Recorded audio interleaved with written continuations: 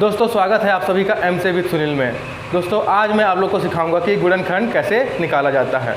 तो देखिए हमारे सामने है दो क्वेश्चन, तो इन दो क्वेश्चंस के माध्यम से मैं आप लोग को सिखाऊंगा कि गुणनखंड कैसे निकाला जाता है। ठीक है, तो चलिए शुरू करते हैं। फिर जैसे हमारा पहला प्रश्न है दोस्तों, ये है 3x² + 5x + 2।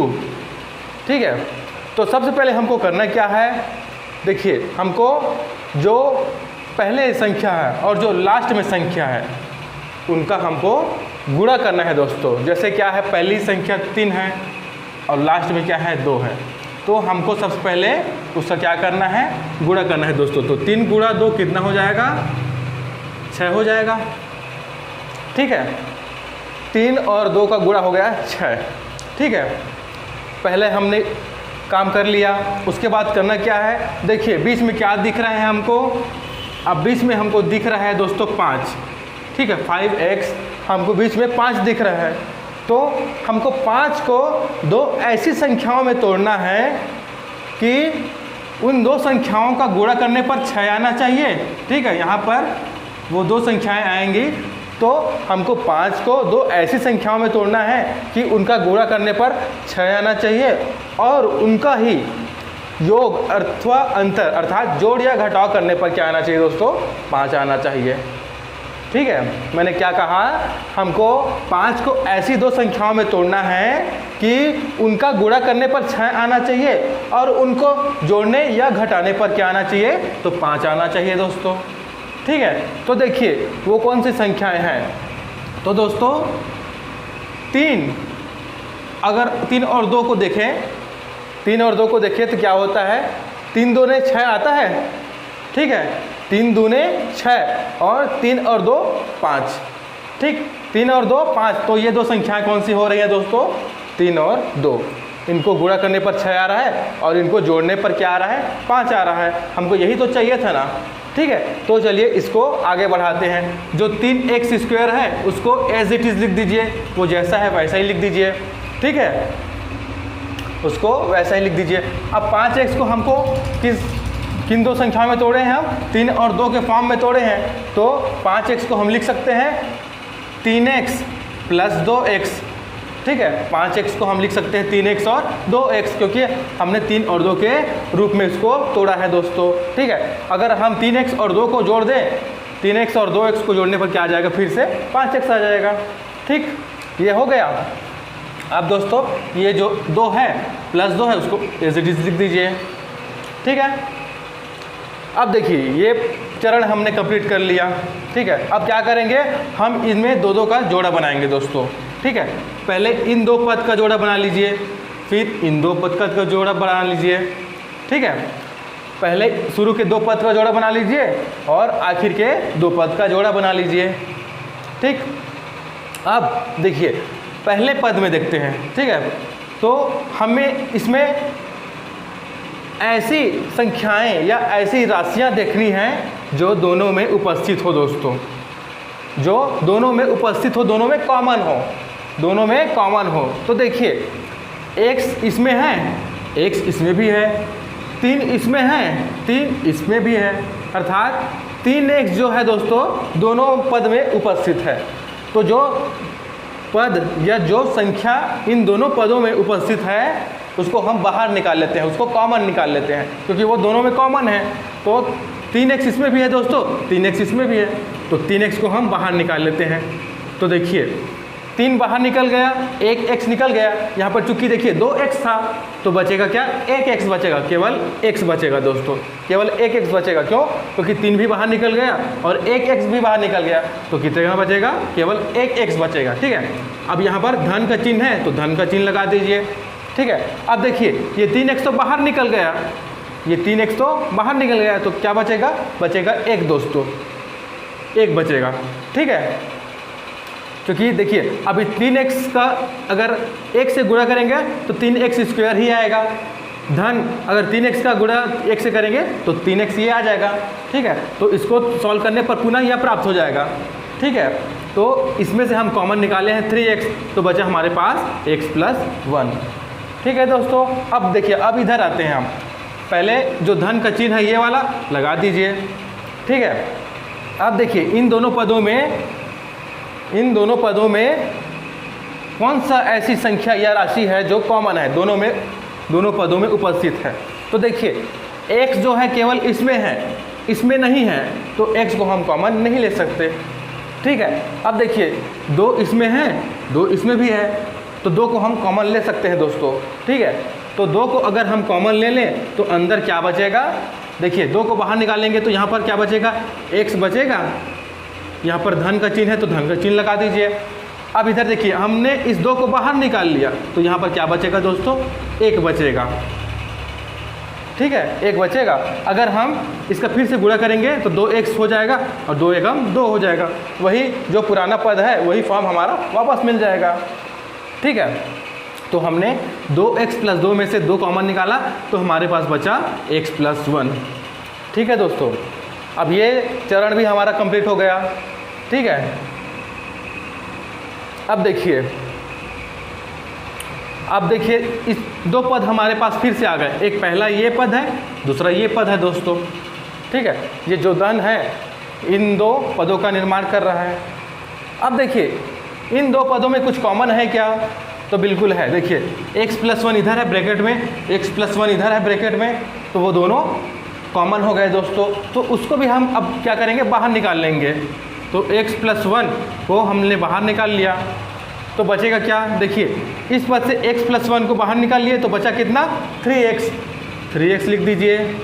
अब यहाँ से प्लस का चिन्ह लगा लीजिए, ठीक है, ये x + 1 तो बाहर आ गया। अब देखिए इस पद से हमने x + 1 को बाहर निकाल लिया तो बचा क्या, बचा 2 दोस्तों, तो 2 को लिख लीजिए।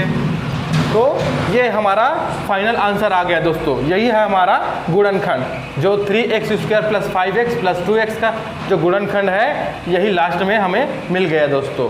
तो इस तरीके से हमको गुणनखंड निकालना है, ठीक है दोस्तों। हमारा अगला प्रश्न देखिए, ये क्या है, x² + 8x + 16, तो हमको इसका गुणनखंड याद करना है। तो हम क्या करते हैं, देखिए यहाँ पर x² है, इसके आगे कुछ नहीं है, इसके आगे कुछ नहीं है, इसका मतलब यहाँ पर दोस्तों 1 है, यहाँ पर क्या है, 1 है, कुछ नहीं है उसका मतलब 1 मान के चलिए वहाँ पर है, ठीक है। तो हम क्या करेंगे, सबसे पहले हम क्या करते हैं, इस 1 और इस 16 का गुणा करते हैं दोस्तों, ठीक है। तो 1 × 16 बराबर क्या हो जाएगा, 16, ठीक। 1 और 16 का गुणा करने पर क्या प्राप्त हुआ, हमको प्राप्त हुआ 16, ठीक है। अब हमें गौर करना है बीच की जो संख्या है उस पर, बीच की संख्या क्या है, 8 है दोस्तों। तो हमको 8 को ऐसी 2 संख्याओं में तोड़ना है कि उन 2 संख्याओं का गुणा करने पर क्या प्राप्त होना चाहिए, 16 प्राप्त होना चाहिए। और उन संख्याओं को ही, जो संख्याएं हम तोड़ेंगे उन्हीं संख्याओं को जोड़ने या घटाने पर हमें 8 प्राप्त होना चाहिए दोस्तों, ठीक है। तो देखिए 2 संख्याएं कौन कौन सी हो सकती हैं, तो देखिए अगर हम 4 और 4, अगर हम 8 को 4 और 4 में तोड़ देंगे तो क्या होता है, देखते हैं। 4 और 4 8 होता है दोस्तों, और 4 और 4 का गुणा करने पर आता है 16, ठीक है। तो हमें कौन सी संख्या मिल गई दोस्तों, 4 और 4। हमने 8 को 4 और 4 में तोड़ दिया, जिससे हमको क्या प्राप्त होता है, उसका योग करने पर 8 प्राप्त होता है, और 4 और 4 का गुणा करने पर 16 प्राप्त होता है, ठीक है। तो अब इसको लिख लेते हैं दोस्तों। अब देखिए यहाँ पर एक है सामने में, तो उसको लिखने की ज़रूरत नहीं है, ठीक है। अगर 2 3 4 इस तरीके से अगर नंबर्स रहते तो उसको लिखना पड़ता, बट अगर 1 है तो 1 को लिखने की ज़रूरत नहीं है, ठीक है। वो अंडरस्टूड है कि वहाँ पर 1 है दोस्तों, ठीक है। x² लिख लिया, यहाँ पर प्लस कर दीजिए। अब 8x को हमने क्यों तोड़े हैं, किस तरीके से तोड़े हैं, 4 4 के फॉर्म में तोड़े हैं दोस्तों। तो देख लीजिए 4x + 4x, ठीक। 8x को हमने लिख लिया 4x 4x, ठीक है। और यहाँ पर क्या है, +16, ठीक।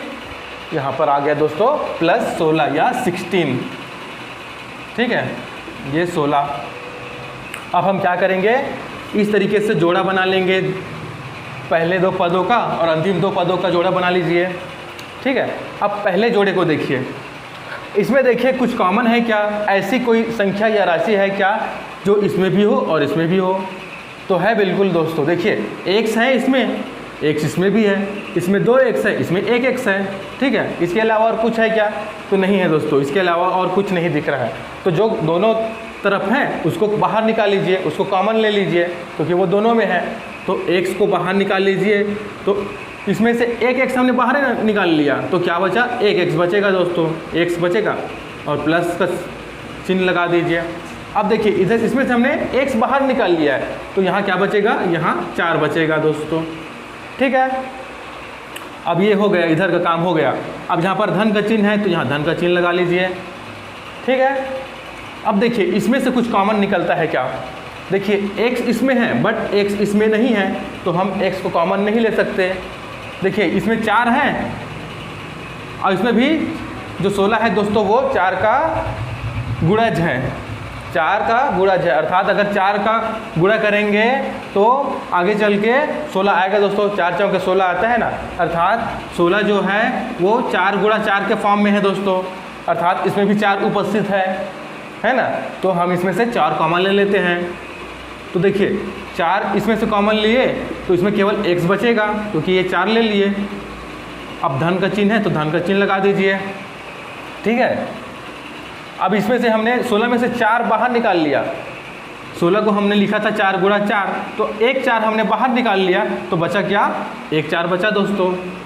ठीक है, अब ब्रैकेट को बंद कर दीजिए। तो इस तरीके से हमने इसमें से x कॉमन ले लिया, इसमें से हमने 4 कॉमन ले लिया दोस्तों। ठीक है, अब देखिए ये भी हमारे 2 पद प्राप्त हो गए, पहला ये दूसरा ये। अब इन 2 पदों में देखिए कुछ कॉमन दिखता है क्या? तो जो ब्रैकेट में है वही कॉमन रहेगा दोस्तों। ठीक है, जो ब्रैकेट के अंदर है वही कॉमन रहेगा जो कोष्ठक के अंदर है। तो अब जो कोष्ठक के अंदर है उसको हम बाहर निकाल लेते हैं। तो देखिए x + 4 जो ब्रैकेट के अंदर है उसको हमने बाहर निकाल लिया, तो बचेगा क्या? देखिए इसमें से x + 4 बाहर निकाल लिया तो क्या बचेगा? x बचा, ये वाला x। और यहाँ पर धन का चिन्ह है तो धन लगा दीजिए। अब इसमें से भी हमने x + 4 बाहर निकाल लिए इधर, है ना, तो क्या बचा? 4 बचा। तो ये देखिए दोस्तों, तो ये हमारा क्या निकल गया? गुणनखंड निकल गया दोस्तों फाइनल। ठीक है, तो इस तरीके से आप लोगों को गुणनखंड निकालना है दोस्तों।